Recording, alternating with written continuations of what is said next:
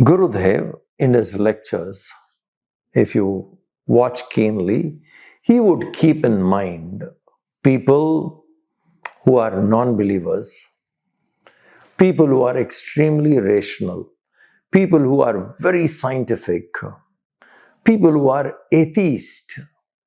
He would keep all these people and see how they think. And when he presents a sloka or when he presents a verse, he would be answering to these people, what questions they have in mind. So when you cover a non-believer or a rational guy, the believer is automatically covered. That's why his lectures were so inspiring, and it was so convincing. So this was him. And to watch him in many dimensions is a joy. For example, the very first name, we are worshipping, praying, invoking, taking inspiration of him who is said is unborn. Ajaya Namaha, one who is not born.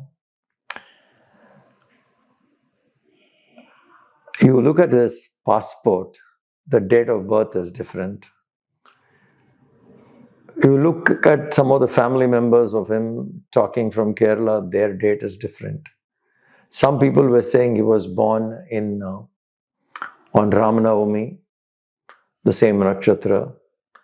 Like that, different people were saying different things. And his response was so beautiful. He said,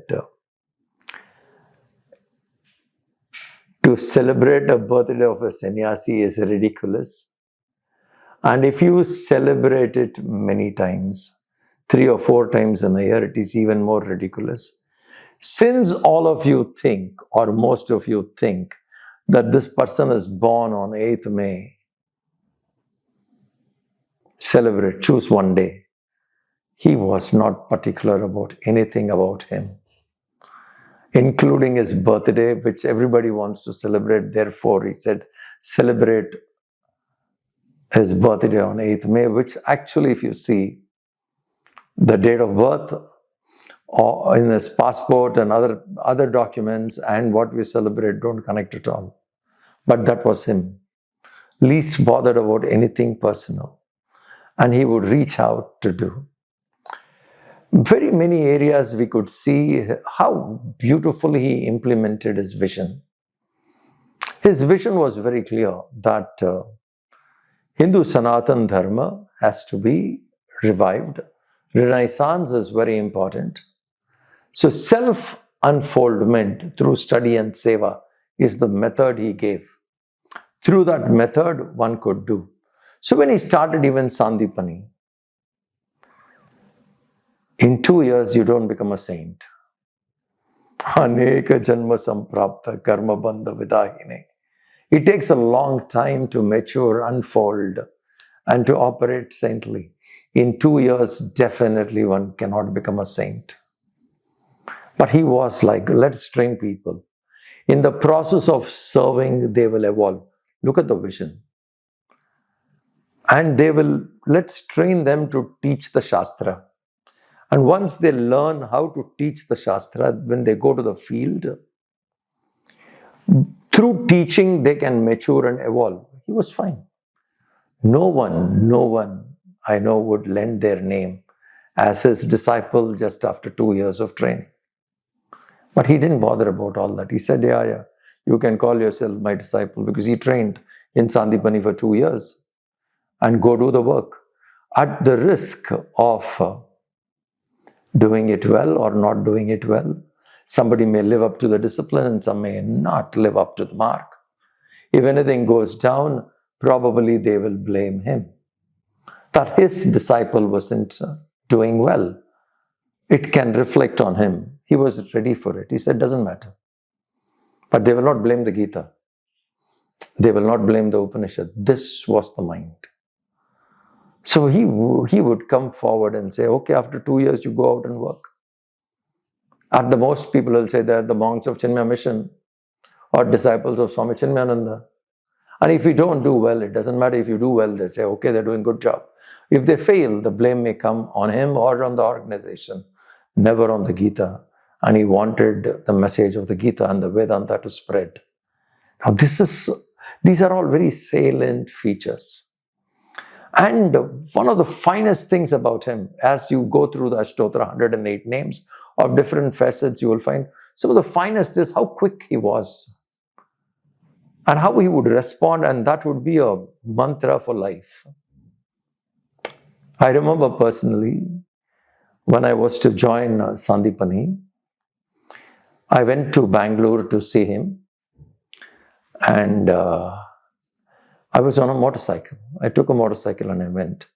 So that afternoon, I met him, and after 2-3 days staying with him, I decided I have to go to Sandipani to join. So I was outside starting the bike. Suddenly he walked out of his room. He looked at me and he said, "Brahmachari." First time he's calling, I was wearing the old clothes, not in white clothes or anything, called Brahmachari. I turned, looked at him. He smiled, just like a father or a mother coming to the door to see you off. He smiled and he said, "Brahmachari, be alert. Alertness is the price you pay for perfect living." Now I'm starting a new journey in my life. And this is what he said, be alert. Alertness is the price you pay for perfect living. How deep is this sentence? Passing statement. But if you hold on to that passing statement, it is like a mantra. The more you reflect on it, mananat, then that mantra itself reveals. Like that, this statement, stay alert. Alertness is the price you pay for perfect living. If we want to head towards the Supreme, if we want to reach there, the mind has to stay alert. Probably he just came out to say that much, that you're making a new journey in your life. What can take you across is how alert you are. So this is a simple statement, but loaded, which can transform lives. Sometimes this opening sentence in a yajna, if you catch it, you probably got the essence of the next 7 days. This happened in Chennai, in one of the yajnas. He came to inaugurate, on the first day. The president of Chinmaya Mission at the time was A. Subramaniam, Chinmaya Mission president. And the chief guest we called was the statesman, the diplomat, who was in the Green Revolution, C. Subramaniam. Very famous person. So he came to inaugurate, and obviously the president of Chinmaya Mission Chennai was also on stage. So Gurudev sat in between these two Subramaniams. And when his turn came to speak, he said, "To my left is A. Subramaniam. To my right is C. Subramaniam. I must be Subramaniam. You also be Subramaniam." Over. What you need to learn for 7 days was told. In the opening sentence of that remark, he conveyed it. Be Subramaniam. Don't try to be anything. Subramaniam, the divine, be divine. So I must be Subramaniam, you also be Subramaniam. Asserting his divinity, at the same time, the quick wit of it. Now you see, I could still remember this more than what other things he spoke on the yajna. That's why certain things, what he says would hit you and you can never forget. Whenever it comes to your head, it opens up and then you see life very differently. You see life through higher visions. So many a times when there are difficult situations, you're not very sure what to do. At that point of time, you only have to close your eyes. Take one of these 108 names. Reflect on the meaning of it. Reflect on what these youngsters are going to talk to you. It's really nice that these young people have taken up speaking on Gurudev. And listen to it and pick up one of it. And then through that meaning of that name, through that incident, look at the situation. How Gurudev would respond here. How Adi Shankara would respond here. how Vivekananda would respond, or Ramana Maharishi would respond. When we shift our vision to the higher, and then we look at it, we see it differently. This is a beautiful technique to shift our mind to the higher and see the world from there. And Gurudev was one of the finest examples for this. He worked for the nation, he worked for the Shastras, he worked for the people's unfoldment. More than anything else, his life itself was a yajna. Not that he performed yajnas, but his life itself was a yajna. I was very fortunate that I was with him in his kutia when this particular incident happened. During his 500th yajna, which was to be in Bombay, somewhere in October, 91 October, he was to be given Tulabharam, weigh him in gold, and after that, the gold would be converted into money, and the money would be in the bank, and the interest of the money from the bank, what comes, would be given to each center for their work. And each one would receive that money as per the work done. It's not the same for all centers. If you have performed, there was a sheet, accordingly it would be given.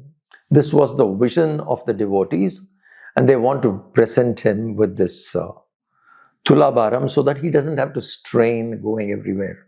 Intention was noble, the occasion was brilliant, 500th yajna, 1991, but we fell short of probably at that time 15 kg gold. The target was 75 kg or something, and the organizers all across could not do, and it was around 60. So I went to meet Gurudev for some reason, I can't remember the reason. And he was in the kutia. At that time, one of the trustees came, Jamuna Das. He came, Jamuna Das, me and Gurudev, three of us were there.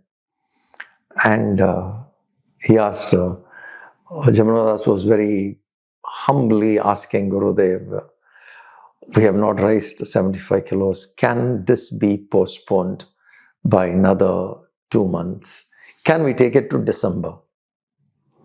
This is Tulabharam, weighing him in gold. Earlier it was done on silver, it was done on coins, but this is gold, and this is for the money is for the future activities. So Jamuna Das was asking, can we postpone? So he looked and he said, how much have you collected? So he said, Swamiji, 60 or 65, around that. For the rest, you keep a stone. The Swami will lift the balance anyway. Put a stone. It didn't matter whether it was gold or a stone. For him, it didn't matter. This was the response. And I'm looking at him, gaping. How he said that? For the rest, you put a stone. What does it matter? He was detached and stayed detached till the end. He worked from detachment, built things in and through from detachment, moved away without attaching to anything. Such a rare saint. To keep thinking about him is always a joy, and the more we think, the more we are inspired. I would congratulate the All India CHYK for this great initiative in the 75th year, calling 108 members who were part of the Yuva Kendra, present or past, and to make them speak on each name. To all the speakers, to all the listeners, this is the year we need to celebrate Gurudev well. He believed so much in the youth, and he has written also to a couple of them saying CHYK is the only hope. I wish the Yuva Kendra all the best to keep his hope alive. Enjoy the talks, and I'm sure the listeners also would be very, very inspired listening to these 108 names. Each name is precious. Contemplate, reflect, realize. Let's celebrate Gurudev in the 75th year of Chinmaya Mission. My best wishes to all of you. Thank you very much.